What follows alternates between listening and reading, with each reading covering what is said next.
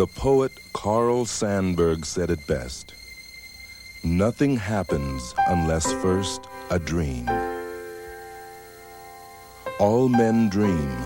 Some dream big, others small.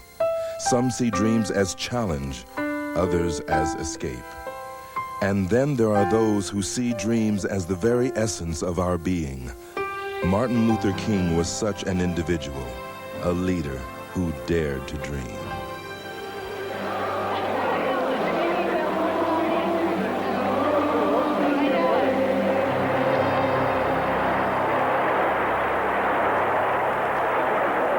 So even though we face the difficulties of today and tomorrow, I still have a dream.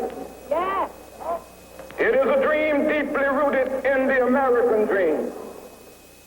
I have a dream that one day this nation will rise up and live out the true meaning of its creed. We hold these truths to be self-evident that all men are created equal. I have a dream today.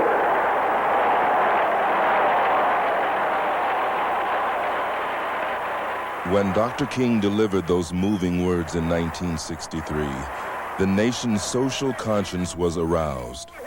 That famous speech stands today as a moment frozen by history, a moment that galvanized the need to reverse the glaring inequities of our society.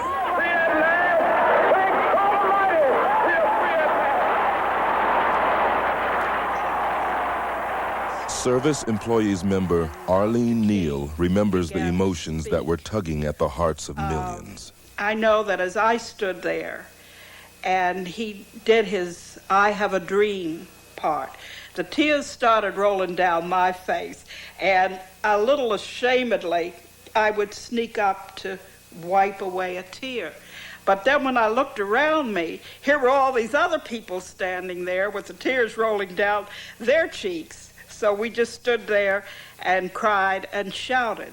Joe Beavers of the Hotel Employees and Restaurant Employees Union also recognized the significance of the moment. I think that that speech aroused the thinking in all of America, be they black or white.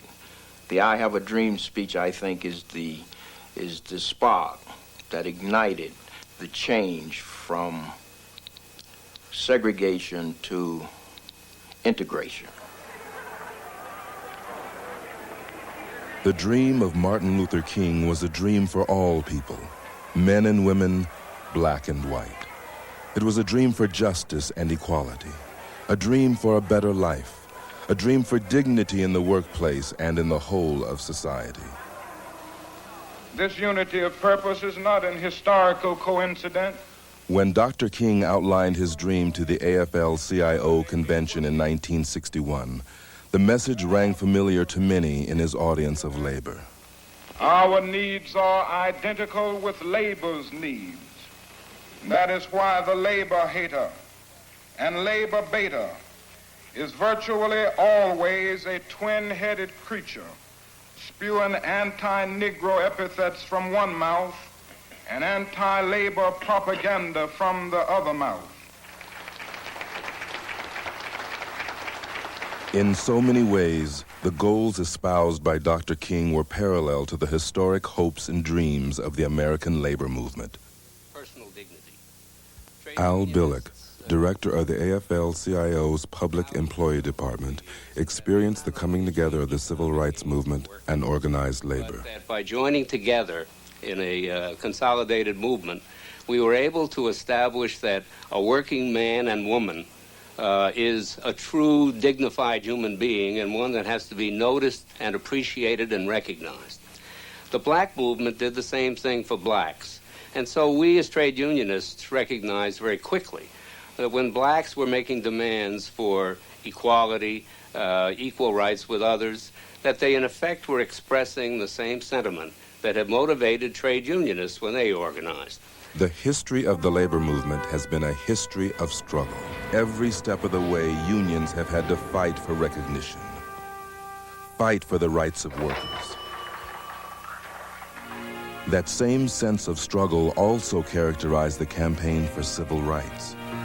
Martin Luther King recognized that the campaign to overturn centuries of injustice could wait no longer. It was time for action. But generation-old prejudices die hard. The challenge was to get the moral attention of a nation, and unity was essential to a successful challenge of the status quo. I saw people in churches, white and black, beginning to come together. I saw people in trade unions, white and black, begin to come together. I saw people in fraternal organizations, white and black, begin to come together and to begin eliminating many of the segregated and discriminatory practices that were practiced by all America in the 50s and early 60s. Martin Luther King often spoke of the unique bond between the civil rights movement and the labor movement. And that bond endured and grew, even in the face of violent obstacles. To workers, Homestead, Ludlow, Flint, Michigan, and the Steel Workers Memorial Day Massacre were confrontations that saw Union solidarity strengthen in the face of violence. In the 1960s, violence surfaced again, and this time the target was the civil rights movement. Dr. King often found himself at the forefront of union activities. His work in New York with Local 1199 RWDSU provides the perfect example of his deep-rooted commitment to American workers. Somewhere in life, people of justice and goodwill come to see the dignity of labor. And somewhere they come to see that if that person working in the hospital, even if he happens to be a janitor in the hospital, is in the final analysis as significant as the physician, because if he doesn't do his job, germs can develop which can be as injurious to the patient as anybody else. In 1964, Martin Luther King went to the aid of the chemical workers who were engaged in a struggle with hostile management at a Scripto plant in Georgia. His presence and eloquence helped turn the tide. In the end, skilled and semi-skilled workers joined hands. Management relented. Union membership skyrocketed. We can get much more through an organized effort than we can get through individual effort. Every Negro and every white person up to Scripto ought to be supporting the labor union. It's no accident Scripto is fighting not to deduct the wage dues from the salaries of the individual. It's no accident because they don't want a labor union up there, because they know they've got to treat you right. History is filled with cruel twists. Success is all too often tinged with tragedy. And sometimes the price of victory involves the ultimate sacrifice. The ongoing quest for worker rights and human dignity brought Martin Luther King to Memphis in 1968 during a 9-week-old sanitation strike.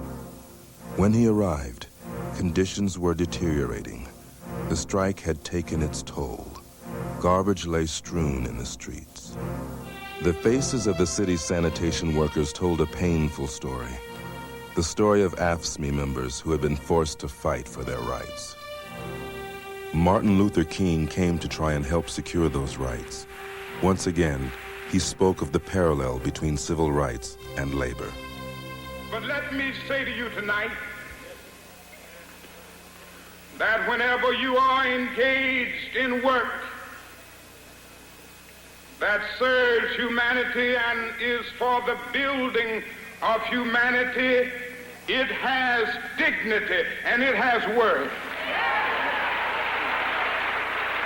You are reminding the nation that it is a crime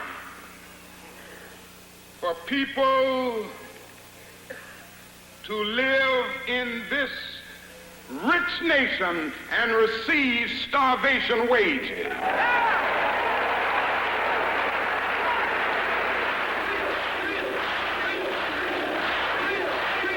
And like the Old Testament prophets he had so often recounted from the pulpit, there was a somber sense of what lay ahead.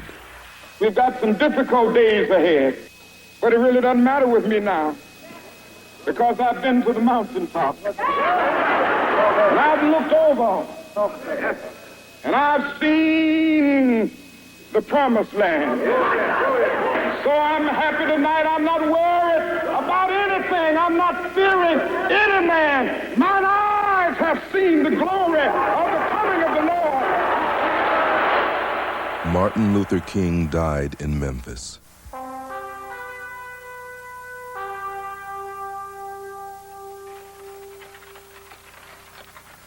He died fighting for the rights of workers, for the cause of labor. He brought his dream to Memphis and left a shocked and mourning nation with a legacy of hope. While hearts grieved, souls remained firm and committed. For a dream cannot be dented by an assassin's bullet. Martin Luther King dared to dream. By daring, he crossed paths that others refused to tread. He opened doors that had been closed for generations. He brought dignity and hope to millions trapped by injustice. And he left us a dream for a better society, a dream that remains unfulfilled. A dream that is now the focus of a national celebration, a celebration of his dream, a dream to which we owe reality.